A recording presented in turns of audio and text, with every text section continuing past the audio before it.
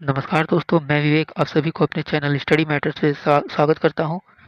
Hope आप सभी अच्छे होंगे। तो ये जो वीडियो सीरीज हम लोगों ने स्टार्ट किया है, इसमें हम लोगों ने रेलवे के एनटीपीसी में प्रीवियस ईयर में जितने भी मैथ्स के सवाल हैं, उसका सबको आपको मैं सोल्यूशन प्रोवाइड करूंगा और काफ़ी शॉर्ट ट्रिक से बताऊंगा और एक ईजी स्टेप से बताऊंगा ताकि एग्जाम में आप इन सवालों को जल्द से जल्द पूरा कर सकें, क्योंकि एग्जाम में मैथ्स के क्वेश्चन में टाइम बचाना बहुत इंपॉर्टेंट है। तो अगर आपको शॉर्टकट पता है और शॉर्ट ट्रिक पता है तो आप इन सभी सवालों को बहुत ही कम समय में अच्छे से हल कर सकेंगे और इन सवालों का जो समय है वो आप अन्य सवालों पे लगा सकते हैं। तो मैथ्स की ये सीरीज चलते रहेगी। वीडियो आपको अगर अच्छा लगेगा तो प्लीज़ चैनल को लाइक करेंगे और सब्सक्राइब जरूर से ज़रूर कर ले ताकि आगे की सभी सीरीज़ की वीडियो आपको जल्द से जल्द मिल सके। ये सीरीज़ को हम लोग इसी तरह से कंटिन्यू रखेंगे जिसमें मैथ्स के जितने भी सवाल हैं जो कि 2016 से लेकर 19 तक की जो एग्जाम्स हुए हैं एनटीपीसी के, उसको मैंने कवर कराऊंगा। तो चलिए फिर शुरू करते हैं अपने सबसे पहले सवाल के साथ। तो चलिए आज के पहले सवाल के साथ शुरू करते हैं। पहला सवाल ये है कि S and T can finish the work in 50 days. They work together for 20 days and left and how much work is left. मतलब ये हुआ कि एस और टी कोई काम को 50 दिन में पूरा करते हैं। उन लोगों ने 20 दिन तक काम किया और उसके बाद वो छोड़ के चले गए। तो आपको ये बताना है कि कितना काम बचा हुआ है, यानी कितना काम अभी भी और करना है। तो देखिए, एस और टी कोई काम को कर रहे हैं 50 दिन में। उन लोगों ने कितने दिन काम किया? तो 20 दिन तक काम किया। तो कितना काम हो चुका है? तो ये निकालने के लिए हम लोग क्या करेंगे, जितना दिन उन लोगों ने काम किया है उसको टोटल वर्क में जितना टाइम लगेगा उसके डिवाइड कर देंगे। तो ये आ जाएगा 2/5, यानी कि उन लोगों ने 2/5 काम कर दिया है। लेकिन क्वेश्चन में आपसे पूछ रहा है कि कितना काम बचा हुआ है। देखिए, टोटल काम 5 है, उसमें से 2 काम हो गया तो बचा कितना? 3। तो 3/5 काम बचा हुआ है। इसको आप ऐसे भी निकाल सकते हैं कि हम लोग पूरे काम को 1 मानते हैं, उसमें से अगर 2/5 हम लोग माइनस करेंगे तो ये आ जाएगा 3/5, यानी 3/5 काम जो है वो बचा हुआ है। तो ऑप्शन नंबर ए जो है वो राइट आंसर हो जाएगा। चलिए अगला सवाल देखते हैं। ये एक इक्वेशन दिया हुआ है और इसको आपको फैक्टर्स निकालने हैं। तो ये बहुत इजी प्रॉब्लम है। इसमें आप ये जो बीच वाला टर्म है इसको हम लोग स्प्लिट कर देते हैं। कैसे करते हैं? तो लास्ट में जो टर्म होता है उसको पहले एक्स स्क्वायर के साथ जो भी नंबर होता है उससे इंटू करते हैं। तो एक्स स्क्वायर क्या किया? 1 है, उसको अगर 42 में इंटू करेंगे तो 42 आ जाएगा। अब 42 के ऐसे फैक्टर हम लोग को निकालने हैं कि जिससे यहाँ पे 1 आ जाए, क्योंकि एक्स के आगे 1 है। तो हम लोग को पता है कि 42 क्या होता है? 6 × 7, मतलब 7 में से 6 अगर माइनस करते हैं तो 42 आ जाएगा। तो इसको हम लोग कैसे लिखेंगे? तो एक्स स्क्वायर प्लस में 1x लाना है तो 7 का साइन प्लस हो जाएगा तो +7x, और इसको लिखेंगे -6x, और 42 को 42 ही रखेंगे। फिर कॉमन हम लोग करते हैं तो इसमें से x कॉमन करेंगे आप, तो ये बन जाएगा x +7, और इन दोनों में कॉमन क्या है? तो -6 कॉमन करेंगे तो ये हो जाएगा x, और माइनस बाहर चल जाएगा तो +7। तो आपके दो फैक्टर्स क्या आ जाएंगे? एक बार आ जाएगा x +7 और एक बार आ जाएगा x -6। ठीक है, तो आपका आंसर क्या हो जाएगा? x +7 x -6, यानी ऑप्शन नंबर सी। इसको आप शॉर्टकट तरीके से भी कर सकते थे। जैसे 42 है तो यहाँ पे आप देख रहे हैं कि 7 और 6 है। यहाँ पे हमको पता है कि x पॉजिटिव है तो 7 का साइन प्लस में होना चाहिए और -6 होना चाहिए ताकि हम लोग को 1 आ जाए। तो बस यहाँ पे x लगा दीजिए, x +7 और x -6, यानी आपका राइट आंसर हो जाएगा ऑप्शन नंबर सी।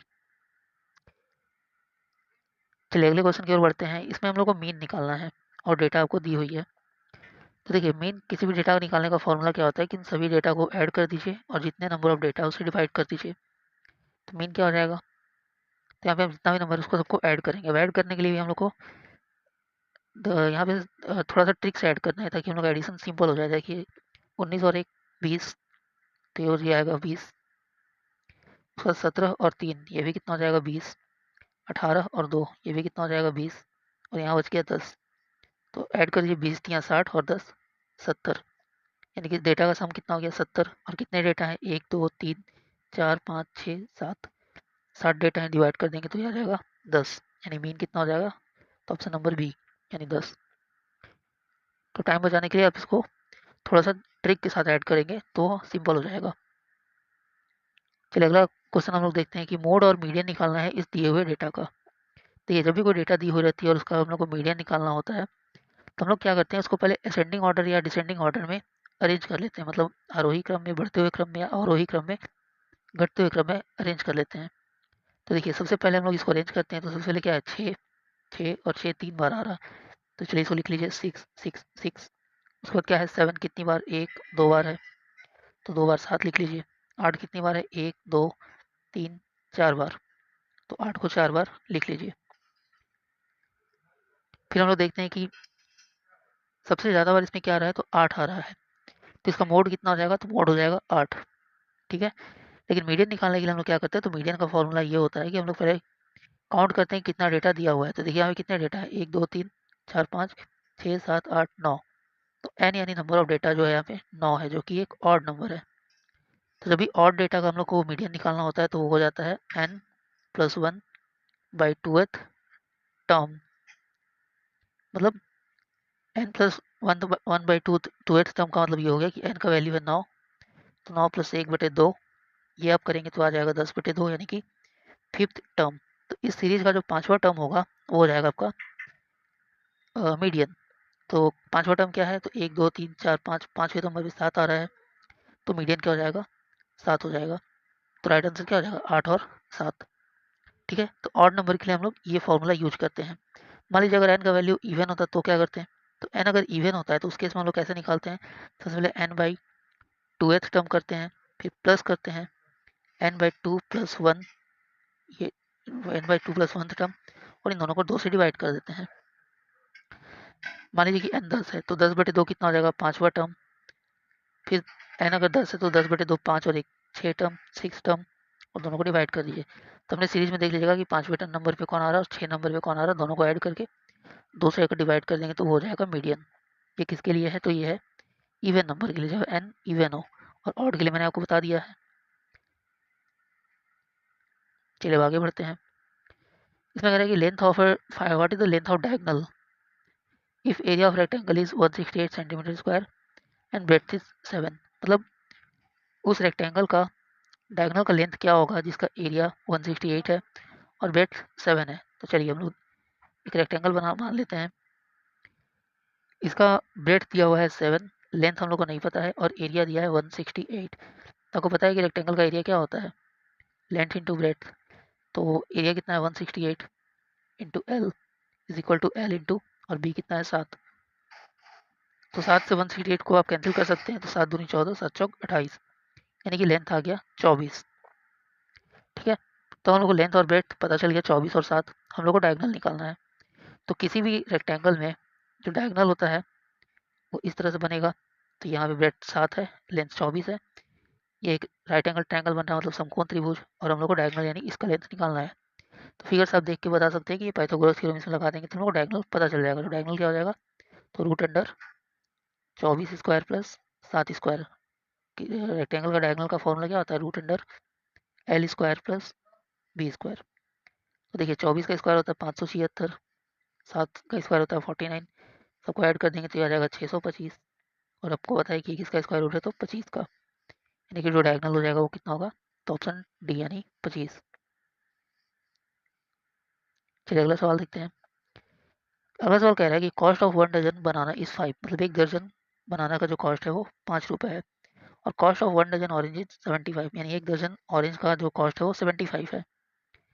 तो आपको बताना है कि cost of 1 1/4 dozen banana, 1 1/4 dozen banana, और 3/4 डजन ऑरेंज का कॉस्ट बताना है।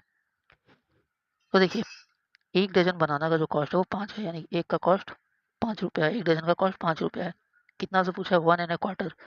1 1/4 का मतलब होता है 1 और 1/4। इसको सॉल्व करेंगे तो 4 एकम 4 और 1 5/4। तो 1 दर्जन का कॉस्ट 5 रुपये है, तो 5/4 दर्जन का कॉस्ट कितना हो जाएगा, जिसको 5 से इंटू कर देंगे तो हो जाएगा 25/4 रुपये। उसी तरह से आपको याद दिया हुआ है कि 1 दर्जन ऑरेंज का कॉस्ट है 75, तो आपसे 3/4 डजन का पूछ रहा है, तो एक का कॉस्ट है 75, 3/4 के लिए क्या करेंगे, तो 75 में 3/4 का इंटू कर दीजिए। तो 75 में जब 3 इंटू करेंगे तो आ जाएगा 225/4, और इन दोनों को ऐड कर दीजिए, टोटल कॉस्ट आपसे पूछ रहा है, यानी कि 25/4 और 225/4 को, तो 25/4 प्लस 225/4 जब करेंगे तो ये हो जाएगा 250/4।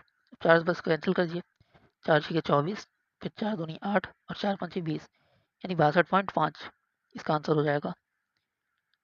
ठीक है, देखिए यहाँ पे ऑप्शन में आपको कहीं नहीं मिलेगा, और यहाँ पे लिखा भी हुआ है कि for this question discrepancy is found, मतलब ये ऑप्शन इसमें गलत दिए हुए हैं, लेकिन आपको तो पर राइट आंसर हो जाएगा 62.5। ऐसे क्वेश्चन जब भी रेलवे में आते हैं तो रेलवे में क्या करती है कि जब भी कोई क्वेश्चन का ऑप्शन अगर गलत है तो उसका एक मार्क जो होता है सभी स्टूडेंट में बराबर रूप से बांट दिया जाता है। तो आप प्रोसेस यही यूज करेंगे, यही इसका राइट आंसर हो जाएगा। चलिए अगला सवाल देखते हैं कि एक shopkeeper purchase 10 boxes of pencil containing 10 pencil each eight ₹10 पर box and sold each pencil at a profit of 12%, what is the total sale price. एक शॉपकीपर है, उसने 10 बॉक्सेस खरीदा पेंसिल का, जिसमें 10 पेंसिल है और हर एक का कॉस्ट कितना है 100 पर बॉक्स, यानी एक बॉक्स है उसमें 10 पेंसिल है और बॉक्स का कॉस्ट कितना है 100 रुपये। तो इसे आप बता सकते हैं कि एक पेंसिल का कॉस्ट कितना होगा, तो 10 रुपये होगा, 10 पेंसिल का कॉस्ट 100 रुपये है तो। और वो क्या करता है कि हर पेंसिल को 12% के प्रॉफिट पे बेच देता है। तो पहले हम लोग देखते हैं कि उसने कितने पेंसिल खरीदा। देखिए उसने 10 बॉक्सेस खरीदे और हर बॉक्स में 10 पेंसिल, यानी कितने 100 पेंसिल उसने खरीदा है। ठीक है, और एक पेंसिल का कॉस्ट हम लोग को पता था कि 100, 10 पेंसिल का कॉस्ट अगर 100 है तो एक का कॉस्ट हो जाएगा 10, 100 पेंसिल का कॉस्ट कितना हो जाएगा 1000, यानी कि 1000 रुपये उसका क्राइमबुल हो गया, सीपी हो गया, और उसको 12% के प्रॉफिट में बेचता है। तो सेलिंग प्राइस बताना है। तो देखिए आपको सीपी पता है, 12% का प्रॉफिट हो रहा है, यानी कि वो कितने परसेंट बेच रहा है, तो 112% पे बेच रहा है। बस इसको सॉल्व कर दीजिए तो ये आ जाएगा 1120 रुपीज़, यानी कि 1120 रुपये में वो सबको बेचता है। ऑप्शन नंबर 20 का राइट आंसर हो जाएगा। चलिए अगला सवाल देखते हैं कि sum of digit is 9 and difference between digit in 10th place and 1 unit place is 1, then the 2 digit number is, मतलब कोई 2 अंकों की एक संख्या है, उसके जो सम ऑफ डिजिट है वो 9 है और जो डिफरेंस है डिजिट का किसके किसके बीच में, तो 10th प्लेस पे जो डिजिट है और यूनिट प्लेस पे जो डिजिट है वो 1 है। ठीक है, तो दो डिजिट का नंबर क्या होगा, आपसे ये पूछ रहा है। देखिए कोई भी 2 डिजिट का जो नंबर होता है, जैसे मान लीजिए 35 लिखा हुआ है, तो इसको हम लोग, जैसे 35 है तो इसको हम लोग क्या लिख सकते हैं 30 + 5, इसको ऐसे भी लिख सकते हैं 3 गुने 10 + 5, यानी कि 2 डिजिट के नंबर का स्टैंडर्ड फॉर्म होता है कि जो भी 10th डिजिट, जैसे ये 1 है ये 10th है, ठीक है, तो 10 डिजिट के नंबर में 10 गुना करते हैं और 1 डिजिट का जो नंबर होता है उसको ऐसे ही रहता है, या फिर उसमें एक गुना भी आप कर सकते हैं। तो मान लीजिए कोई नंबर है 2 डिजिट का, उसको हम लोग XY मान लेते हैं, तो इसका स्टैंडर्ड फॉर्म क्या हो जाएगा, तो 10x + y। ठीक है, और यहाँ पे आपको क्वेश्चन में दिया हुआ है कि सम ऑफ डिजिट इज 9, मतलब कि x + y कितना है 9 है, और difference between digit in 10th place and unit place, मतलब 10वें 10th प्लेस पे जो डिजिट है और यूनिट प्लेस पे जो डिजिट है उसके बीच में डिफरेंस 1 का है, मतलब कि 10th प्लेस पे x है और यूनिट प्लेस पे y है, तो इसका डिफरेंस कितने का है 1 है। तो आपसे नंबर पूछ रहा है, बस आप एक्स वाई फाइंड कर दिए। यहाँ पे 2 इक्वेशन बन गए, यहाँ से देखिए y से y कैंसिल हो जाएगा, ये हो जाएगा 2x 10, तो x का वैल्यू कितना हो जाएगा 5। जब x आपको 5 पता चल गया तो y निकाल सकते हैं, किसी भी इक्वेशन में y का वैल्यू रख दीजिए। जैसे मान लीजिए कि पहला इक्वेशन था x + y = 9 और x का वैल्यू 5 है, तो y कितना हो जाएगा 4 हो जाएगा। देखिए आपको x पता चल गया 5, y पता चल गया 4, और नंबर क्या था एक्स वाई, तो क्या हो जाएगा नंबर 54, यानी ऑप्शन नंबर सी इसका राइट आंसर है। आप इसको ऐसे भी निकाल सकते हैं कि 10x + y हम लोग का 2 डिजिट का नंबर था, तो x का वैल्यू 5 है और y का वैल्यू 4 है, तो ये सॉल्व करेंगे तो 54 आ जाएगा।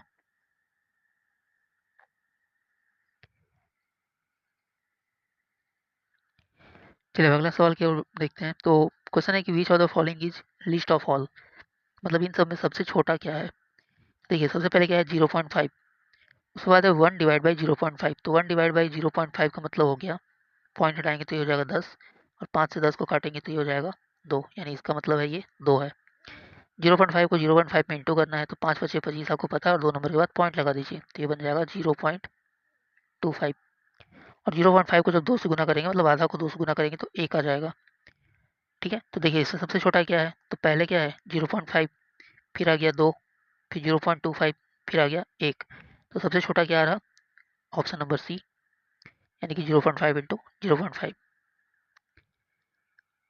चलिए अगला सवाल देखते हैं कि find the least number to be added to 1739 so that it is exactly divisible by 11। मतलब कि 1739 में कौन सा नंबर ऐड करें कि वो 11 से डिवाइड हो जाए। तो इसके लिए हम लोग क्या करेंगे कि सबसे पहले 11 से इसको डिवाइड करके हम लोग देख लेते हैं 1739 को। तो देखिए 11 से एक बार में तो हो जाएगा 63, फिर 5 बार में तो 55, यहाँ बच जाएगा 8 89 और 11 8 है 88। तो आपको शेष कितना बच जाएगा 1। देखिए आपका रिमाइंडर कितना बच गया 1। अगर ये 11 होता तो ये पूरा पूरा डिवाइड हो जाता, लेकिन 1 है तो 1 में और कितना जोड़ने के 11 हो जाएगा, तो 10 जोड़ने पे वो 11 हो जाएगा। यानी कि इस पूरे नंबर में कितना जोड़ने पर वो 11 से डिवाइड हो जाएगा, तो आंसर हो जाएगा 10। जो भी रिमाइंडर है उसको 11 का डिविजल बना दीजिए। तो यानी कि 10 हम लोग अगर ऐड करते हैं 1739 में तो 11 से वो डिवाइड हो जाएगा। तो राइट आंसर क्या हो जाएगा, ऑप्शन नंबर डी। फिर अगला सवाल देखते हैं कि which of the following is in ascending order. मतलब कौन सा इनमें से बढ़ते हुए क्रम में है। देखिए आपको यहाँ पे भिन्न दिए हुए हैं और सबके जो हर हैं वो अलग अलग हैं। तो ऐसे क्वेश्चन को हम लोग क्या करते हैं, सबसे पहले सभी का हर को सेम कर लेते हैं। तो देख रहे हैं कि सबके हर में क्या आ रहा है, 3 4 5 2। तो 3 4 5 और 2 का हम लोग क्या करेंगे, एलसीएम निकाल लेंगे। एलसीएम पता है आपको 3 4 5 2 का। तो देख रहे हैं ये 2 से कैंसिल होगा तो 3 ये 2 बार में, 5 5 ही हो जाएगा और 1 बार में। बस सबको इंटू कर लीजिए। तो 2 3 6 2 12 5 60, यानी एलसीएम क्या हो जाएगा 60। यानी सभी संख्या का जो हर है उसको 60 बनाना है। तो पहला संख्या क्या है, जैसे 2/3 है, ठीक है, आपको 60 बनाना है। तो क्या इंटू करेंगे, 20 ऊपर भी और 20 नीचे भी। तो ये बन जाएगा 4/60। अगला संख्या है 3/4। तो 60 बनाने के लिए क्या करना होगा, 15 से इंटू करना होगा। तो ये बन जाएगा 75। ये हो जाएगा 45/60। अगला नंबर है 4/5। तो इसको 60 बनाने के लिए क्या करेंगे, तो 5 से हम लोग को 60 बनाना है तो 12 गुना करना होगा। तो ऊपर हो जाएगा 48, नीचे हो जाएगा 60। और अगला नंबर है 1/2। तो इसको 60 बनाने के लिए ऊपर नीचे 30 से इंटू करना होगा। तो ये बन जाएगा 30/60। अब देखिए सबसे इसमें छोटा नंबर क्या है, तो सभी का हर कितना हो गया 60 60। यहाँ भी 60 है, इसमें भी 60 है, इसमें भी 60 है। तो अब इसे देखेंगे हम लोग सबसे छोटा नंबर क्या है, तो सबसे छोटा है 4/60 यानी 2/3। तो देख लीजिए कि 2/3 से स्टार्ट कहाँ हो रहा है, तो ऑप्शन नंबर ए में स्टार्ट हो रहा है। उसके बाद क्या आ रहा है, तो 45/60 यानी कि 3/4। 3/4 यहाँ भी है। उसके बाद 48/60 जो कि 4/5 था। और लास्ट में 30/60। और लास्ट में आप देखिएगा 48/60 उसके बाद है, फिर 30/60 है। तो यहाँ पे आप एक चीज़ ध्यान दीजिए कि सबसे छोटा नंबर इसमें कौन सा आ रहा है, ये माफ़ कीजिएगा 40 होगा। 2 गुने 20 करेंगे तो ये 40 हो जाएगा। तो अब हम लोग यहाँ पे बता सकते हैं कि सबसे छोटा क्या है। तो देखिए सबसे छोटा नंबर जो है वो है 30/60 यानी कि 1/2। तो 1/2 से कहाँ से स्टार्ट हो रहा है, यहाँ पे स्टार्ट हो रहा है। उसके बाद 40/60 है जो कि 2/3 है। फिर 45/60 है तो 3/4 है। और लास्ट में 48/60 जो कि 4/5 है। तो आपका राइट आंसर क्या हो जाएगा, ऑप्शन नंबर सी। ऐसे क्वेश्चन में आप हर को सेम बना लीजिए, उसके बाद आप उसको अरेंज कर दीजिए और उसी के अकॉर्डिंग क्वेश्चन में जो फ्रैक्शन दिए हुए हैं उसको आप अरेंज कर सकते हैं। चलिए अगला सवाल देखते हैं। इनमें सबको ऐड करना है, डेसिमल का एडिशन है। ऐसे क्वेश्चन में देखिए आप यहाँ पे जो ऑप्शन में गैप बहुत ज़्यादा दिया रहता है, तो हम लोग केवल आगे वाले नंबर को ऐड करेंगे। जैसे देखिए 10 के पहले कितना है 1, यहाँ 12, ठीक है, तो 12 और 1 13। 13 में एक 123 ऐड करते हैं तो ये कितना हो जाएगा 136। अब 136 कौन से ऑप्शन में है, तो केवल डी नंबर में है। तो इसका राइट आंसर ऑप्शन डी हो जाएगा। वो पूरे इसको सॉल्व करने का जरूरत भी नहीं है। पूरा हम लोग सब कब कब सॉल्व करेंगे, जब मान लीजिए कि 136 यहाँ भी होता है, या बी में भी होता है, इसमें भी होता है, इसमें भी होता है, और यहाँ पे चेंज होता है डेसिमल के बाद, तब हम लोग ऐड करके देखते हैं। नहीं तो इसको आप सिंपल ऐसे बना सकते हैं।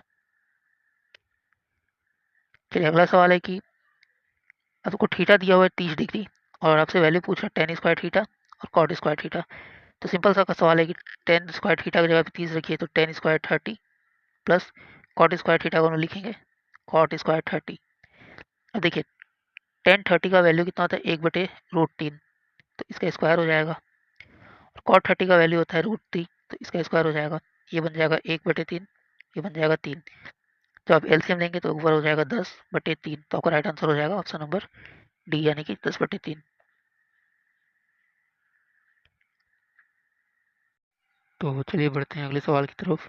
ये सवाल है कि polygon has 9 side, what is it's interior angle. मतलब एक पॉलीगन है, बहुभुज है, उसमें 9 भुजाएं हैं, तो उसको आपको इंटीरियर एंगल बताना है। मतलब कि उसका आंतरिक कोण कितना होगा ये आपको बताना है। तो देखिए इसका एक डायरेक्ट फार्मूला होता है कि कोई भी आपके पास पॉलीगन हो, उसका अगर आपको इंटरनल एंगल निकालना होता है तो उसका फार्मूला होता है theta equal to 180 n-2 divide by n, जहाँ एन क्या है, नंबर ऑफ साइड, मतलब भुजाओं की संख्या। तो अभी कितने साइड से, तो 9 साइड से, तो इसको बस सॉल्व कर दीजिए। एन की जगह पे 9 रखेंगे, उसको डिवाइड कर दीजिए। देखिए 9 से ये 180 20 बार में कैंसिल हो जाएगा, और 9 माइनस 2 कितना हो जाएगा, 7। तो 20 से 7 को जब इंटू करेंगे तो ये हो जाएगा 140। तो आपका राइट आंसर हो जाएगा ऑप्शन ए यानी कि 140। यानी कि पॉलीगन जिसमें कि 9 भुजा होती है उसका इंटीरियर एंगल 140 डिग्री का होता है। अगर आपसे क्वेश्चन में ये पूछ दे कि सम ऑफ ऑल एंगल्स, की सभी इंटरनल एंगल का जो योग है, सम है, वो कितना होगा, तो बस फॉर्मूला में यहाँ पे जो 9 डिवाइड करे वो 9 डिवाइड नहीं करना है, केवल आपको 180 n-2 रखना है। यानी कि क्या हो जाएगा तब, अगर सम निकालना है तो सम ऑफ इंटीरियर एंगल, तो इसका फॉर्मूला हो जाएगा 180 n-2 यानी कि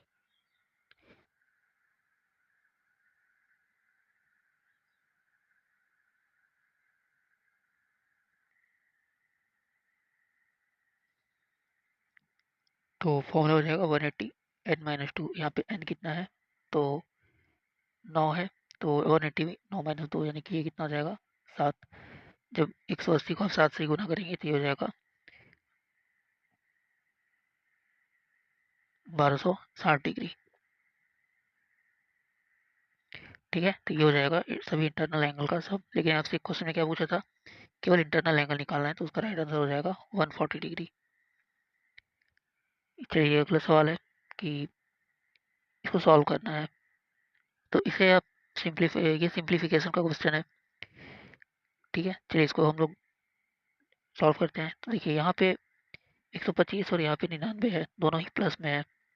तो 125 में 99 जोड़ेंगे तो कितना होगा, अगर मान लीजिए 100 जोड़ते तो कितना होता है, 225, लेकिन 99 जोड़ना है तो ये हो जाएगा 224। 224 उसके बाद और क्या प्लस में है, तो 48 प्लस में है। इसमें अगर आप 48 जोड़ते हैं तो देखिए ये हो जाएगा 8×4 4×6 = 7, 272। यानी हम लोगों ने इन तीनों को सॉल्व कर लिया। अब देखिए यहाँ -73 और -137 है, दोनों ही माइनस में है, तो माइनस माइनस क्या होता है, प्लस होता है। इसे आप जोड़ेंगे तो कितना हो जाएगा, देखिए 7 3 10, 7 और 3 10 कैरी 1, तो ये हो जाएगा 210। मतलब कि ये हो जाएगा माइनस में, तो 272 प्लस में है, 210 माइनस में है, तो प्लस माइनस माइनस 272 में से 210 अब माइनस करेंगे तो कितना हो जाएगा, 62। तो राइट आंसर हो जाएगा ऑप्शन नंबर बी यानी कि 62 डिग्री। यह सिंप्लीफिकेशन का एक सिंपल सा क्वेश्चन था। चलिए अगले सवाल की ओर बढ़ते हैं। क्वेश्चन में कह रहा है कि if L M N and U V W are similar triangle, the value of side S is. मतलब कि आपको दो ट्रायंगल दिख रहा है, एल एम एन और यू भी डब्ल्यू, तो इसका दोनों ही सिमिलर है। सिमिलर का मतलब triangle L M N similar मतलब कि समरूप है किससे, ट्रायंगल यू भी डब्ल्यू से। तो आपको पता है कि कोई ट्रायंगल अगर सिमिलर होता है तो उसके जो कोरस्पॉन्डिंग साइड होता है यानी कि संगत भुजा होती है उसका अनुपात सेम होता है। देखिए इसका कोरस्पॉन्डिंग साइड अगर हम देखेंगे तो ये इसका कोरस्पॉन्डिंग ये है, देखिए ये 7 है, तो ये 28 है, मतलब कितना गुना है, 4 गुना। तो उसी तरह से अगर हम एस वाले भुजा का कोरस्पॉन्डिंग देखें तो कौन सा होगा, ये वाला भुजा होगा यू वी। तो अगर ये उसका 4 गुना है तो 32 ही क्या है, 4 गुना है, तो एस कितना होगा, तो किसका 4 गुना 32 होता है, तो ये होता है 8 का। तो आपका राइट आंसर हो जाएगा 8, यानी कि एस जो है वो 8 है। ठीक है, इसमें हम लोग कोरस्पॉन्डिंग साइड का रेशियो देखते हैं। जैसे कि आप इसको लॉन्ग प्रोसेस अगर करने जाएंगे तो इसको हम लोग को ऐसे लिखना होगा कि पहले हम लोग छोटे वाले ट्रायंगल को देखते हैं। तो अगर हम एल एम लेते हैं तो बड़े वाले साइड का क्या लेना होगा, यू भी लेना होगा। उसी तरह से अगर मान लीजिए हम mn लेते हैं तो इसका vw लेना होगा, तो mn बाई vw। अब lm कितना है, तो ये x है, uv कितना है 32, उसी तरह से mn देखेंगे तो ये है 7 और vw कितना है 28। बस अब इसे सॉल्व कर दीजिए तो x कितना हो जाएगा, ये जो 32 इधर आकर इंटू में आ जाएगा, ये 7 से ये 4 बार में, 4 से ये 8 बार में, तो x आपका आ जाएगा 8। तो इसको आप ऐसे लॉन्ग प्रोसेस से भी कर सकते हैं या फिर डायरेक्टली मल्टीपल से भी कर सकते हैं कि कौन सा साइड किसका कितना गुना है। चलिए अगला क्वेश्चन देखते हैं। चलिए अगला सवाल देखते हैं। ये सब हो रहा है कि find the greatest common factor of 280 and 144। Greatest common factor यानी कि ये क्या है, एचसीएफ है, ठीक है। एचसीएफ यानी कि highest common factor of 280 and 144 निकालना है। सिंपली आप इसको डिवाइड करके निकाल सकते हैं। तो 144 को 280 में हम लोग डिवाइड कर देंगे, तो एक बार में डिवाइड होगा, ये हो जाएगा 144। देखिए 10 में से 4 जाएगा तो 6, ये बन जाएगा 7 में से 4 गया तो 3, और यहाँ पे 136, फिर आ जाएगा 144। अगेन एक बार में डिवाइड होगा 136, तो ये बच जाएगा 8। अब 8 से 136 को हम लोग डिवाइड करेंगे, तो देखिए 8 एक बार में यहाँ बच जाएगा 5 और 8 साथ 56, ये पूरी पूरी कैंसिल हो जाएगा। तो यहाँ पे जो नंबर आता है वो हो जाता है एचसीएफ। तो एचसीएफ कितना हो जाएगा इसका 8, ठीक है। चलिए अगला सवाल है कि 10 डजन एप्पल मतलब 10 दर्जन सेव, 15 dozen mangoes and 20 dozen orange are kept for sale. कि 10 दर्जन सेव, 15 दर्जन मैंगो और 20 दर्जन जो ऑरेंज है वो उसको सेल के लिए रखा गया है। फिर आपसे कह रहा है कि 1/2, 1/3 and 1/4 of each item respectively have been added. कि मतलब इन सभी का 1/2, 1/3 और 1/4 भाग जो है इसको ऐड कर लिया गया है। तो अब आपको बताना है कि टोटल नंबर ऑफ फ्रूट्स अब कितने रखे हुए हैं बेचने के लिए। देखिए इसको सबसे पहले हम देखते हैं सेव का। तो 10 दर्जन सेव है, एक दर्जन में 12 होता है, तो 10 दर्जन में कितना हो जाएगा, तो हो जाएगा 120। अब 120 का कितना ऐड किया गया है, 1/2 पार्ट, तो 120 का 1/2 यानी कि आधा, तो हो जाएगा 60। यानी कि 120 और 60 यानी कि कितने सेव हो गए, तो हो जाएगा 180। उस तरह से मैंगो का अगर बात करें तो 15 डजन मैंगो है, 15 डजन का मतलब 15 इंटू 12, तो टोटल से हो जाएगा 15 इंटू 12, और 15 इंटू 12 कितना होता है 180। इसका कितना पार्ट रखा गया है, तो ये 1/3 पार्ट रखा गया, यानी कि 180 का 1/3, यानी ये हो जाएगा 180 बटे में 3, 3 से आपका कैंसिल करेंगे तो 60 आएगा। तो 180 और 60 को जोड़ेंगे तो ये हो जाएगा 240। उसी तरह से 20 दर्जन ऑरेंज रखे गए हैं, 20 दर्जन है तो ऑरेंज कितना हो जाएगा, तो 20 इंटू 12 करेंगे यानी कि 240। और कितना ऐड किया गया है, तो 1/4 ऐड किया गया, यानी 240 का 1/4। तो इसको सॉल्व करेंगे तो आ जाएगा 60, और 240 और 60 कितना हो जाएगा 300। बस अब 300 को जोड़ दीजिए, यहाँ पे 2 और 3 1 4, 2 6 1 7, यानी कि टोटल अब कितने आइटम बेचने के लिए रखे गए हैं, तो 720 आइटम। ये आपका राइट आंसर हो जाएगा। उसके बाद है कि अगला सवाल है कि car B running twice as fast as car A, if car A covers a distance of 90 kilometre in one whole 1/2 hour, what is the speed of car B. मतलब कोई कार बी है, वो दोगुना स्पीड है उसका किससे, car ए से।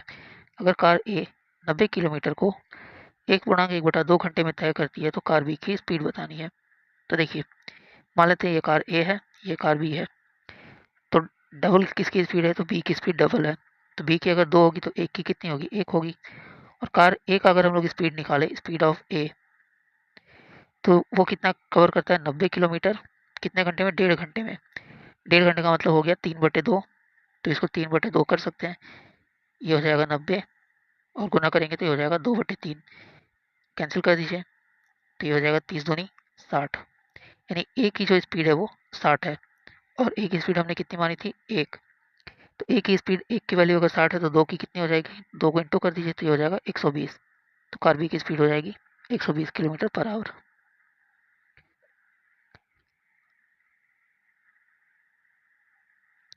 उसके बाद देखिए अगला सवाल है, एक man walks at a speed of 3 kilometre per hour, he doubles his speed after reaching exactly half way, he walks for 4 hour in all, what is the total distance travelled by him.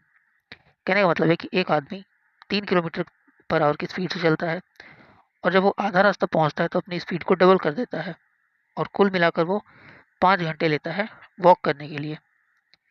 तो बताइए कि उसने कितना distance travel किया है। तो देखिए, हम लोग एक आदमी है, मान लीजिए यहाँ से यहाँ जा रहा है, वो यहाँ से यहाँ तक की दूरी उसने 3 से तय की, और जैसे ही आधा रास्ता पहुंचा उसने अपना स्पीड बढ़ा दिया, 3 से कितना कर दिया, 6। और टोटल दूरी इसने कितना तय किया है, तो इस दूरी को तय करने में उसको लगे हैं 5 घंटे। तो आपसे क्वेश्चन पूछ रहा है कि उसने कितना डिस्टेंस ट्रेवल किया है। तो चलिए, आधा आधा डिस्टेंस है तो हम इसको भी एक्स मान सकते हैं, इसको भी एक्स मान सकते हैं। तो टोटल डिस्टेंस कितना हो जाएगा, एक्स प्लस एक्स। अब देखिए, हमें पता है कि कुल समय कितना होता है, तो दूरी बटे चाल। ठीक है, टाइम क्या हो जाएगा, जैसे कि आपको पता है कि स्पीड जो होता है वो होता है डिस्टेंस बाय टाइम। तो टाइम क्या हो जाएगा, डिस्टेंस बाय स्पीड। ठीक है, और यहाँ पे हमको टाइम दिया हुआ है 5 घंटे, और डिस्टेंस हम लोगों ने एक्स माना है आधे रास्ते का, और पहला बार उसको कितना स्पीड से तय करा, तो 3। तो अगर इसको हम लोग इक्वेशन में रखेंगे तो ये क्या हो जाएगा कि सबसे पहले उसने एक्स दूरी तय किया 3 के स्पीड से, फिर अगेन उसने एक्स दूरी तय किया 6 के स्पीड से, और कितना समय लगा उसको, 5 घंटे। बस अब इसको सॉल्व कर दीजिए, इसका एलसीएम 6 हो जाएगा। ये हो जाएगा 2x plus x equal to 5। ये 6 5 में 2 होकर कितना हो जाएगा, 30। और 2x प्लस एक्स कितना हो जाएगा, तो ये बन जाएगा 3x। 3x का वैल्यू आ गया 30, तो x कितना हो जाएगा, 30/3 यानी कि 10। तो कितनी एक्स का वैल्यू कितना आ गया, 10। और हमें डिस्टेंस कितना माना था, x प्लस एक्स, यानी कि 10 प्लस 10 कितना हो जाएगा, तो इसका स्पीड डिस्टेंस हो जाएगा 20। क्वेश्चन में आपको ऐसा कोई ऑप्शन नहीं दिख रहा है, तो यहाँ पे लिखा हुआ है कि क्लियर डिस्क्रिपेंसी फाउंड हुआ है, मतलब कि यहाँ पे ऑप्शन जो दिए हुए हैं वो गलत है। आपका सही आंसर होगा 20। ऐसे क्वेश्चन में रेलवे 1 मार्क्स सभी स्टूडेंट को प्रोवाइड कर देता है जिस क्वेश्चन में ऑप्शंस नहीं मिलते हैं या क्वेश्चन गलत होता है।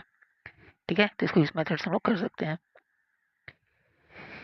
चलिए आगे के सवाल को देखते हैं कि कॉस ए आपको दिया हुआ है और सेक ए प्लस कॉस ए का वैल्यू चाहिए। देखिए, कॉस थीटा ये आपको दी हुई है 4/5, और कॉस थीटा क्या होता है, B/H, यानी ये H है, ये B है।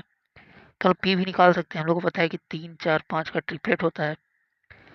तो 4 और 5 दिया हुआ है, तो 3 क्या हो जाएगा, हम लोग को पी मिल जाएगा, यानी कि परपेंडिकुलर मिल जाएगा।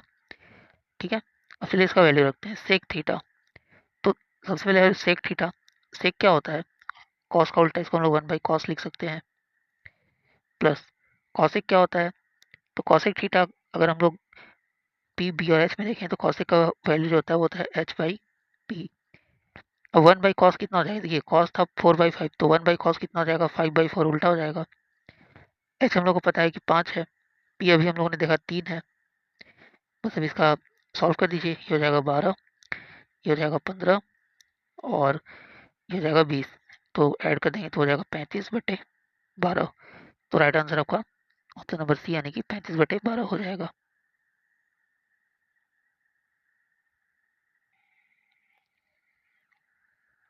चलिए अगला सवाल देखते हैं। क्वेश्चन आपको दिया है कि 3a equal to 2b equal to c है, तो ए बी सी का रेशियो बताना है।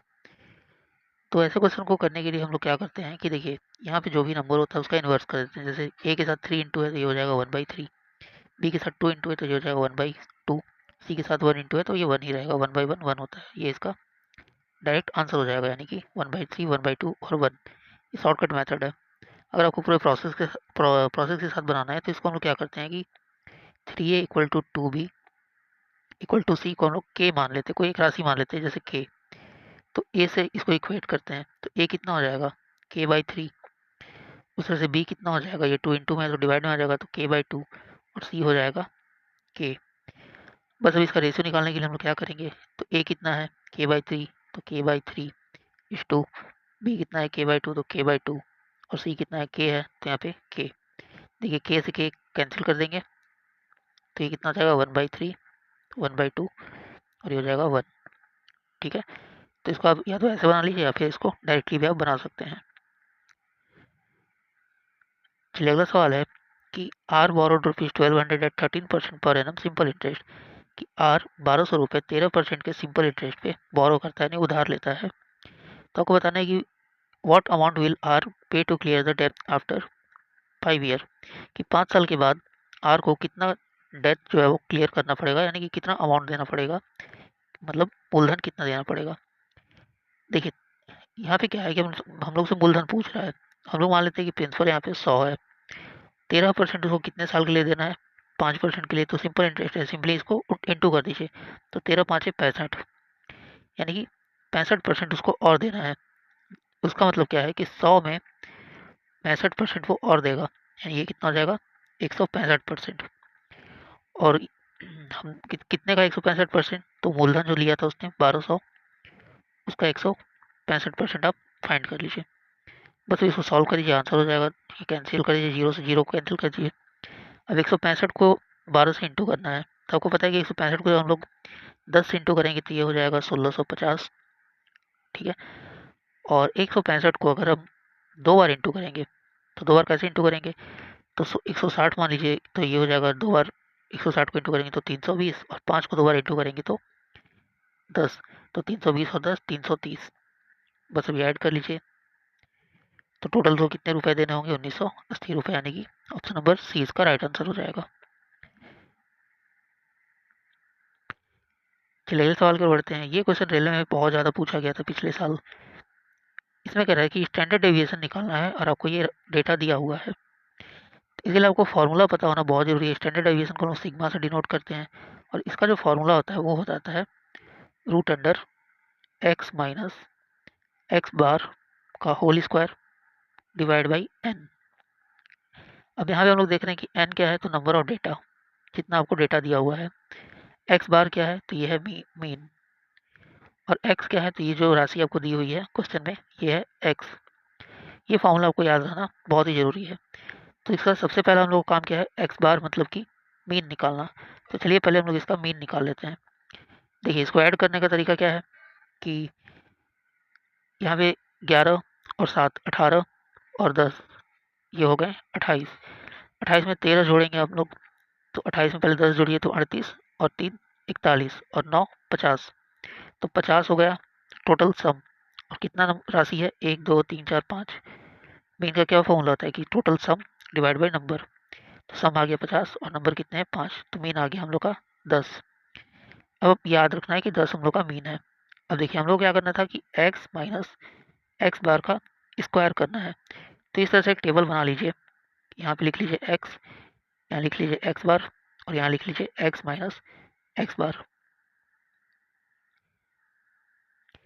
देखिए x सबसे पहले क्या है, 11, फिर 7 10 13 और 9, ठीक है। यहाँ पे इसका स्क्वायर भी करना था, तो x माइनस एक्स बार का स्क्वायर हो जाएगा। और x हम लोग कितना है, यानी कि मीन कितना आया था, तो 10। इन सब के नीचे 10 लिख लीजिए। हम लोग को x माइनस एक्स बार करना है, यानी कि x में से x बार को माइनस करना है और उसका स्क्वायर भी करना है।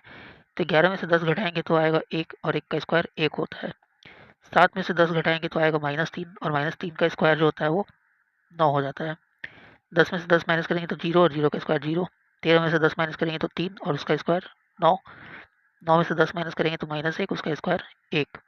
अब इन सभी को जोड़ लीजिए, तो 9 1 10, 9 19, और 1 20, ठीक है। तो x minus X bar square का वैल्यू कितना हो गया, 20।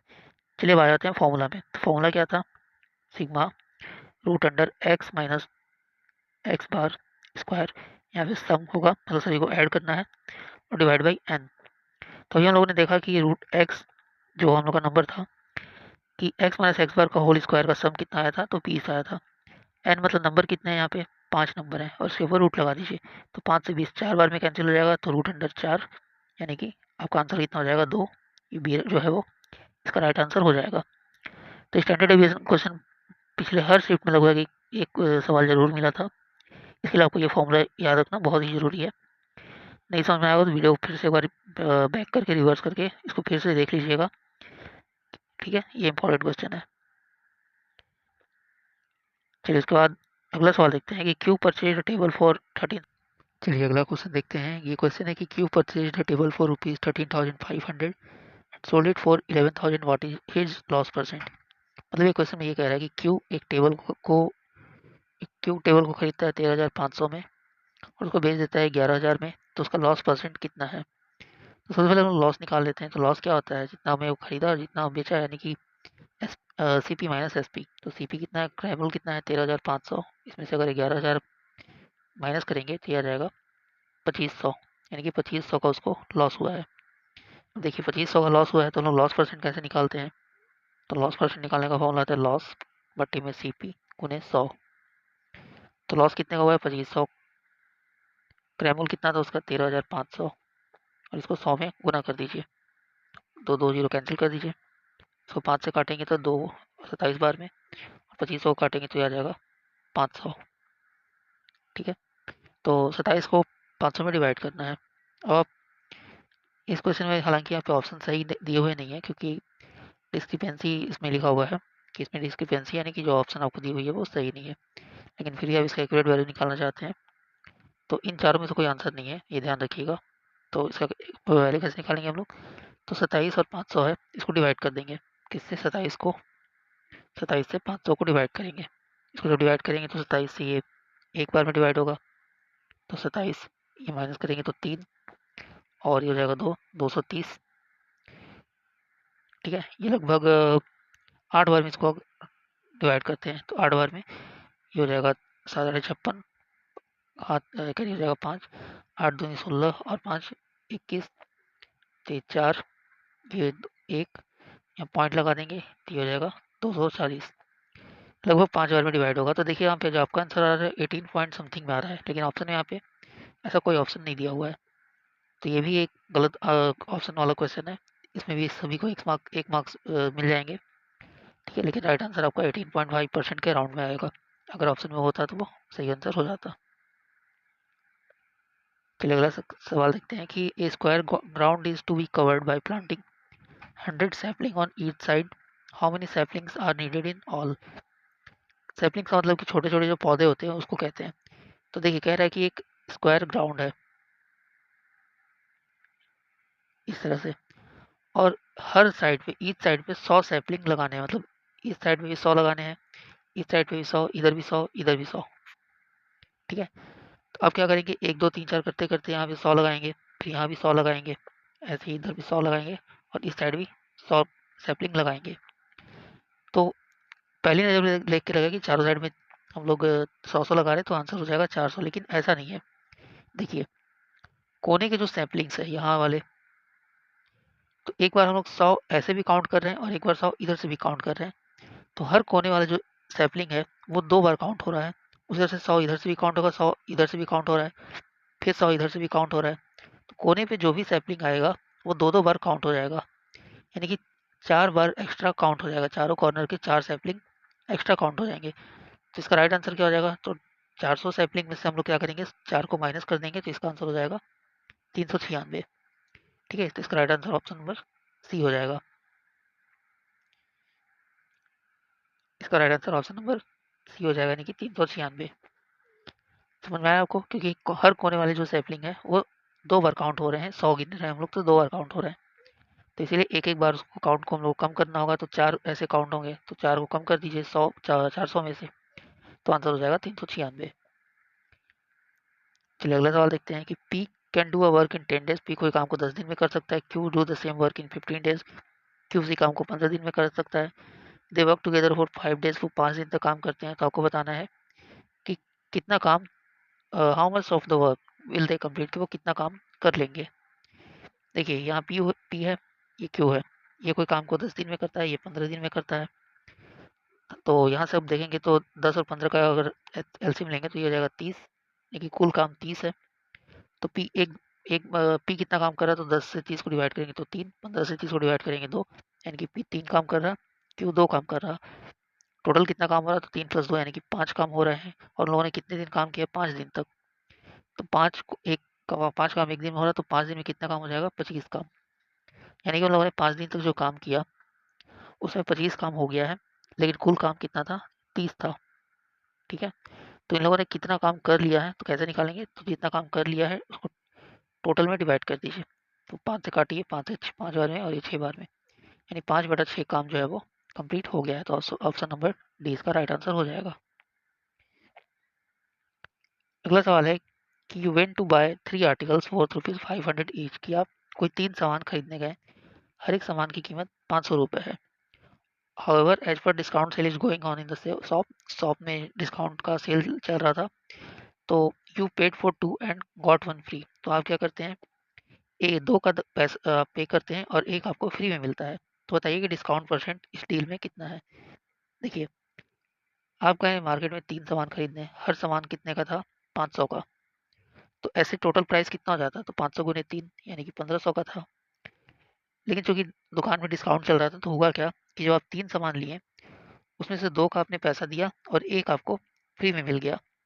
तो 2 का आपने पैसा दिया, तो कितना पैसा दिया, तो एक का कॉस्ट 500 था, तो 2 का कितना हो जाएगा, 1000। और एक का तो आपने कुछ नहीं दिया क्योंकि ये फ्री है। तो कहने का मतलब कि 1500 का जो सामान था, उसको आपने 1000 में खरीदा है। तो डिस्काउंट परसेंट कितना हुआ, तो डिस्काउंट परसेंट कैसे निकालेंगे, तो देखिए डिस्काउंट कितना मिला आपको, 1500 का 1000 देना पड़ा, यानी कि 500 का डिस्काउंट है। और टोटल कितने का सेल था, तो आपकी क्रैमुल था, वो था 1500 का। तो जितना डिस्काउंट मिलता है उसको टोटल हम लोग क्रैमुल में डिवाइड करते हैं और 100 से गुना कर देते हैं। तो 500 से 1500 जो है वो 3 बार में कैंसिल हो जाएगा, और 3 से 100 को जब डिवाइड करेंगे तो ये आएगा 33.33%। तो यानी आपको डिस्काउंट परसेंट कितना हो जाएगा, 33.33%। होप आपको समझ में आया होगा। चलिए, ये सवाल है कि ए माइनस बी का होल स्क्वायर में 2ab ऐड करना है। ये सिंपल सा सवाल है। तो ए माइनस बी का होल स्क्वायर क्या होता है, A square plus B square minus 2ab, और इसमें प्लस 2ab करना है। तो प्लस से माइनस कैंसिल हो जाएगा, बचेगा क्या, A square plus B square, यानी कि ऑप्शन बी इसका राइट आंसर हो जाएगा। चलिए, अगला सवाल है कि what is the ratio of simple interest earned on some certain amount of at the rate of 12% for 6 year at that for 12 year. मतलब आपको सिंपल इंटरेस्ट किसी भी अमाउंट पे आपने अर्न किया है, उसका रेशियो बताना है कि पहले तो 12% का रेट 6 साल के लिए और फिर 12% का रेट 12 साल के लिए है। तो इसका रेशियो क्या हो जाएगा, तो देखिए सिंपल सा बात है कि हम लोग जब सिंपल इंटरेस्ट का केस होता है, तो जो पूरा रेट होता है वो क्या हो जाता है, रेट इंटू टाइम। तो रेट कितना है, 12%, और पहले कितना टाइम लिया गया था, 6। फिर 12% कितने साल के लिए, 12 साल के लिए। बस इसका रेशियो निकाल दीजिए, 12 से 12 कैंसिल होगा, 6 से 12 2 बार में कैंसिल होगा। तो रेशियो कितना हो जाएगा, 1/2, यानी कि 1:2। तो ए नंबर इसका राइट आंसर हो जाएगा। तो चलिए दोस्तों, ये थे आपके सीबीटी में पूछे गए जो मैथ्स के जितने भी क्वेश्चन थे, उसका मैंने सॉल्यूशन आपको कराया है। वीडियो आपको अच्छा लगा तो प्लीज़ चैनल को लाइक ज़रूर करें, सब्सक्राइब ज़रूर करें। मैं इसके सीरीज़ को ऐसे ही लाते रहूँगा आगे। आप जितनी वीडियोस देखेंगे उसमें मैं जितना भी 2017 से लेके लास्ट आपके 19 में जो एग्ज़ाम्स हुए हैं, उनका सीबीटी 1 और सीबीटी 2 के सभी मैथ्स के क्वेश्चन को मैं प्रैक्टिस कराऊँगा, ईज़ी ट्रिक से, सिंपल मेथड से, ताकि आपको कम से कम समय में आप इसको सॉल्व कर सकें। इसके अलावा रीजनिंग, जीके, जीएस, इसकी भी अलग से वीडियो सीरीज आएगी। लेकिन पहले हम लोग मैथ्स की सीरीज को कंप्लीट करेंगे, क्योंकि आप सबको पता है कि अभी रेलवे में बहुत सारी वैकेंसी आने वाली है। अभी आरपीएफ आ चुका है, एनटीपीसी आने वाली है, फिर ग्रुप डी भी आने वाली है, साथ में जेई वगैरह की वैकेंसी आने वाली है। तो अगर अभी से आप अपना तैयारी को स्ट्रांग रखते हैं, तो मैथ्स आपको फिर सोचना नहीं पड़ेगा कि मैथ्स के लिए हम लोग अलग से कैसे पढ़ें। आपको हर क्वेश्चन के साथ उस वो जो टॉपिक है वो रिवाइज होता जाएगा। तो मिलेंगे हम लोग नेक्स्ट वीडियो में। वीडियो को अच्छा लगा तो प्लीज़ सब्सक्राइब